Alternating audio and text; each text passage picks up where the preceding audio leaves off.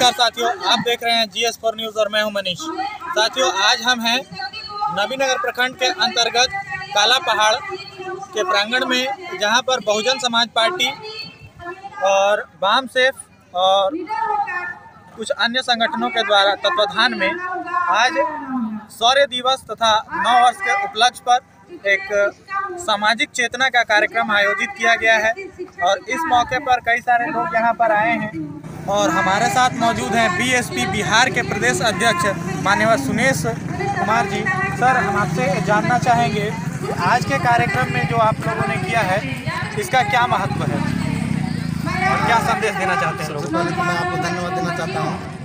यह कार्यक्रम भीमा कोरेगांव में हमारे जो महार समुदाय के भाइयों ने बाजीराव पेशवा से लड़ाई लड़ी थी, उसके संदर्भ में हम लोग आज उनकी वीर गाथा को गाते हैं, सुनाते हैं। और प्रत्येक साल 1 जनवरी को हम लोग विभिन्न पिकनिक स्पॉट पर उपस्थित होकर अपने उस वीर गाथा को गाते हैं।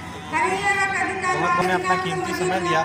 हमारे साथ BSP के ही जिला अध्यक्ष हैं माननीय प्रेमचंद जी, जिला उपाध्यक्ष, माफ कीजिएगा, जिला उपाध्यक्ष प्रेमचंद सर।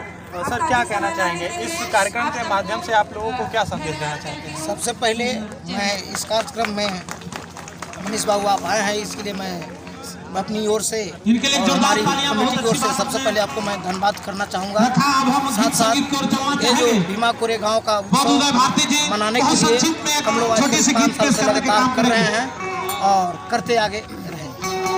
चलिए, बहुत बहुत आभार। और सभी दर्शकों को 9 वर्ष और शौर्य दिवस के उपलक्ष्य में सभी को बहुत बहुत शुभकामनाएं। यहाँ पर जो भी लोग उपस्थित हैं, हम उनसे भी जानने की कोशिश करेंगे कि आज का कार्यक्रम कैसा लग रहा है। सर, आज का कार्यक्रम आपको, पहले तो आप अपना नाम बताएंगे, कैसा लग रहा है आज का कार्यक्रम?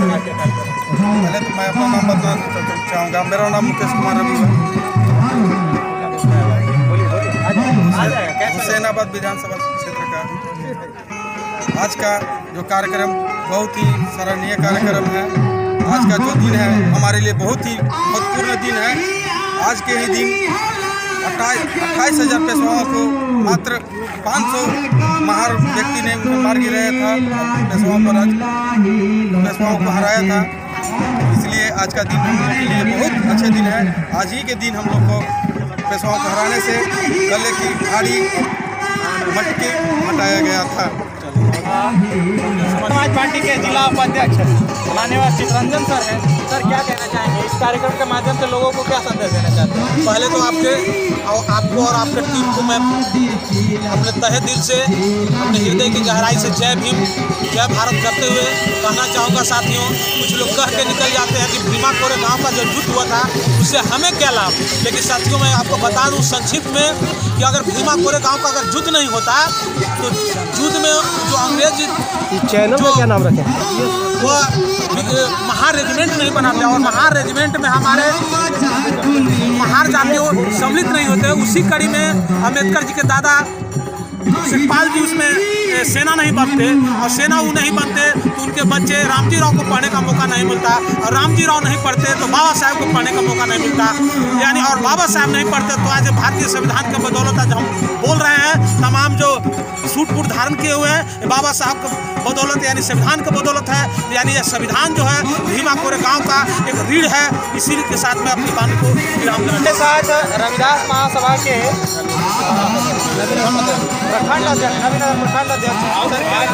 मेरा नाम उपेंद्र भारती है। क्या कहना चाहेंगे सर इस कार्यक्रम के उपलक्ष्य बता रहे हैं कि जो या 2001 जनवरी को जो शौर्य दिवस मनाया जाता है, यह दिवस के रूप में बल्कि अपनी विचारधारा को प्रस्थापित करने के लिए गांव-गांव में जो है नौजवान अपनी उन महारों की वीरता को इतिहास बताने का काम करें।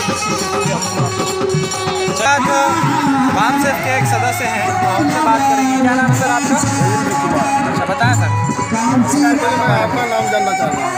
आपका नाम पता चल जाएगा सर। नहीं बताया था तो कुछ मनीष। खास करके आज का जो ये कार्यक्रम चल रहा है, इस कार्यक्रम के दौरान मनीष जी का एक वाक़या आया था और इसी संदर्भ में मैं समाज के लोगों को मैसेज देना चाहूँगा। 1 जनवरी 1818 को यानी कि 31 दिसंबर 1817 को भीमा कोरेगांव के महारों ने जो दृढ़ संकल्प लिया था, ठीक उसी प्रकार का आज हमें दृढ़ संकल्पित होने की जरूरी है और हमें दृढ़ संकल्प लेना चाहिए, खास करके कैसे चीज़ों में। जैसे मनीष जी ने बताया कि हमारे लोग जो है से अन्य व्यवसाय में या अन्य ऑक्यूपेशन में वो जाते हैं, लेकिन खास करके वो जज बनने की मामला हो या वकील बनने की मामला हो, उसमें बिल्कुल नहीं आते हैं। मैं विगत 4 महीने से लॉ का कुछ अध्ययन कर रहा हूँ एक बहुत बड़े विद्वान के सानिध्य में, जिससे मुझे पता चल रहा है कि लॉ पढ़ना बहुत ज़रूरी है। और तो यहाँ भी संविधान की बुक मिल रही है, लेकिन मैं नहीं समझता हूँ कि संविधान की एक भी आर्टिकल इसको पढ़ने से समझ में आपको आ जाएगी, क्योंकि संविधान का जो भाषा है वो बहुत क्लिष्ट है। उसे पढ़ने की आपको ज़रूरत है, तभी आप उसके अर्थ को समझ पाएंगे। और जब तक आप भारतीय संविधान को आप नहीं पढ़ते हैं तो आप ये नहीं समझेंगे कि बाबा साहब ने हमसे क्या कहा है और क्या कहना चाहे हैं। इसलिए मैं तमाम स्टूडेंट से यह कहना चाहता हूँ कि आप इंटरमीडिएट के बाद आप लॉ में प्रवेश करें 5 वर्षीय, या ग्रेजुएशन के बाद में 3 वर्षीय लॉ में प्रवेश करें। यह बात आप जरूर ध्यान रखें कि IAS से आसान है जज बनना, और आप ये भी समझ लें कि जज से ज़्यादा टफ है वकील बनना। वकील को ज़्यादा पढ़ना पड़ता है और जज को कम पढ़ना पड़ता है, लेकिन ओहदे में लगता है कि जज बड़ा है और है भी बड़ा, लेकिन एक जज को भी बहुत बड़ा सही दिशा एक वकील देता है। और यदि आप वकीली पढ़ेंगे तो आपका दोनों है, आप जज भी बन सकते हैं। लेकिन मैं अपने समाज के तमाम लोगों को कहना चाहूँगा कि आप लॉ की पढ़ाई पर आप ध्यान दें, अन्यथा मैं कहता हूँ कि प्रीएम्बुल का जो पहला शब्द है वी, उसका मतलब ही लोग नहीं समझते कि वी का मतलब क्या होता है। अगर वी पर अगर कहा जाए तो मैं उस पर करीबन 2-3 घंटा भाषण दे सकता हूँ, लेकिन ये लोग को समझ में आता है कि वी केवल प्रोनाउन है, लेकिन वैसी बात नहीं है। इसीलिए मैं जोर दे रहा हूँ कि मनीष जी ने हमारी बात को मुझे कहना चाहिए था, लेकिन मनीष जी ने आकर के उसको पूरा कर दिया था कि आज के डेट में लोगों को, हमारे स्टूडेंट को लॉ पढ़ना बहुत ज़रूरी है। आप इंटरमीडिएट के बाद में लॉ पढ़ सकते हैं।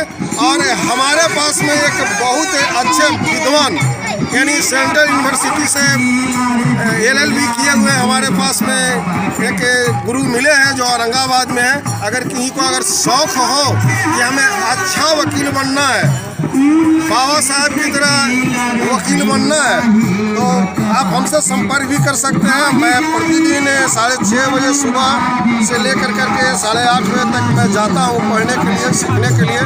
हमसे रूबरू हैं प्रभारी महोदय भी, इसलिए मैं बिहार झारखंड तमाम लोगों को ऐसे में मैसेज भी भेजा हूँ। तमाम लोगों को मैं कहना चाहूँगा कि आप अपने बच्चे को अपने अधिकार के बारे में जानने के लिए उसको लॉ को बताएं। जब लॉ में हो जाएगा, लॉ से बड़ा कुछ नहीं, लॉ ही पढ़ने की ज़रूरत है।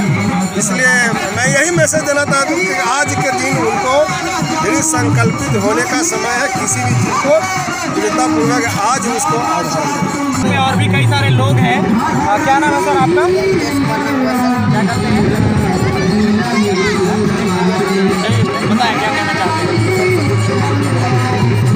ये कहना चाहता हूँ कि अपने समाज के कर्मचारी लोगों को, अपने अच्छे समाज के लोगों को पहले हम भेजें और उनके बच्चों को अच्छे से शिक्षा दें, जिससे IAS बनकर समाज की सेवा करें। चलिए धन्यवाद। यहाँ पर कई सारी महिलाएं हैं, आप देख सकते हैं। हम उनसे भी जानने का कोशिश करेंगे कि आज का कार्यक्रम के बारे में। कुछ बच्चियां भी हैं छोटे छोटे, उनसे भी हम बात करेंगे कि आज का कार्यक्रम कैसा लग रहा है। सबसे पहले यहाँ जो गार्जियन हैं, बुजुर्ग हैं, उनसे हम पूछेंगे। दादी, आज का कार्यक्रम आपको कैसा लगा? कस के बोलिए, ठीक लगा? बढ़िया। अच्छा, आप बताएं मैम, कैसा लगा आपको? बढ़िया।